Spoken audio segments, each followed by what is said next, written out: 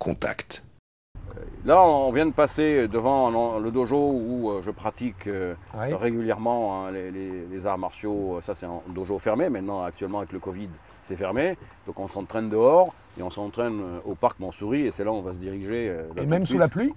Sous la pluie, sous la neige, sous le vent. Alors, parfois, le parc est fermé parce que le vent est trop violent. On va s'entraîner à la Cité internationale juste en face. Il y a un grand parc. Hein. Joli cadre. Et qui sont les personnes qui pratiquent cet art martial? Ce sont des gens de toutes les religions, des gens de toutes les ethnies, de toutes les couleurs. Il suffit que tu rentres sur mon site, ma page LinkedIn, tu vas voir l'équipe avec laquelle j'ai présenté cet art martial à Bercy, au Festival international des arts martiaux.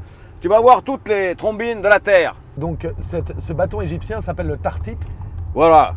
Et est-ce que tu peux me le décrire? Est-ce qu'il apporte à l'homme pour sa plénitude, pour son chemin? Déjà, ça se pratique à un bâton qui est long d'1,30 m. Et pour ne pas blesser, donc pour pouvoir tolérer des combats sans qu'il y ait d'incidents, etc., on utilise un bâton en rotin. C'est fibreux, okay, donc c'est assez souple et tendre. Et ce que ça véhicule, ce que m'a dit d'ailleurs Vincent Parisi, champion du monde du Jiu-Jitsu Fighting System, il m'a dit, mais ton truc là, c'est un éducatif du respect. Il avait complètement capté ça. Parce qu'au bâton de combat, le respect, c'est se respecter, ça veut dire être bien protégé. Okay, le respect, c'est, dans les premiers gestes, c'est regarder l'autre, c'est respecter l'autre. Et comme on est en combat libre, donc on a des gestes puissants, mais on les contrôle pour ne pas détruire la tête, puisque l'objectif, à l'origine, c'est un art martial guerrier égyptien qui date de 5000 ans, qui est gravé depuis 5000 ans sur les pyramides et sur les caveaux en Haute-Égypte. L'objectif était de démolir la tête. Aujourd'hui, il n'est plus question de démolir la tête. Il est question, avec les mêmes gestes, d'une pratique sportive. Donc là, c'est puissance et contrôle. Le contrôle, ça vous force à être attentif à l'autre. Ça, c'est le début du respect, parce que l'autre existe physiquement, il existe. Vous êtes attentif à lui, dans la règle du jeu. Donc ça, c'est l'attention à l'autre. C'est le respect de l'autre. Et le respect de l'engagement au moment du combat.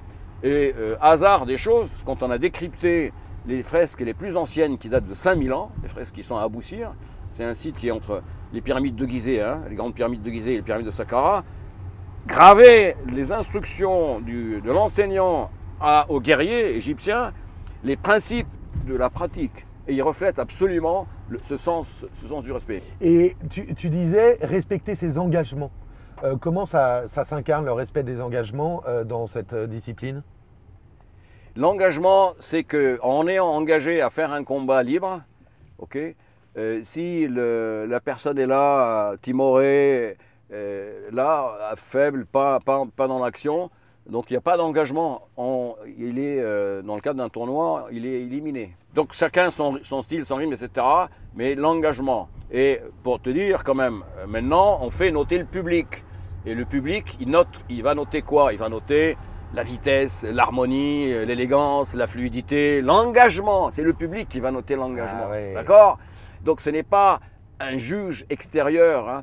C'est le public et c'est soi. Donc il y a un écho entre soi et le public. Hein. Ah, et donc en ayant mis en place ce système, hein, et les gens ont sur leur smartphone un logiciel qui leur permet au fur et à mesure des combats de noter l'engagement, enfin les critères que j'ai indiqués là tout de suite, qui illustrent in fine le respect. Et ça reflète la pratique traditionnelle rurale dans les villages où dès lors qu'il y avait un jeu, c'était la forme d'un jeu, les gens se rassemblaient en cercle dans les villages de Haute-Égypte et le combat était arrêté dès qu'on rentrait dans l'agressivité.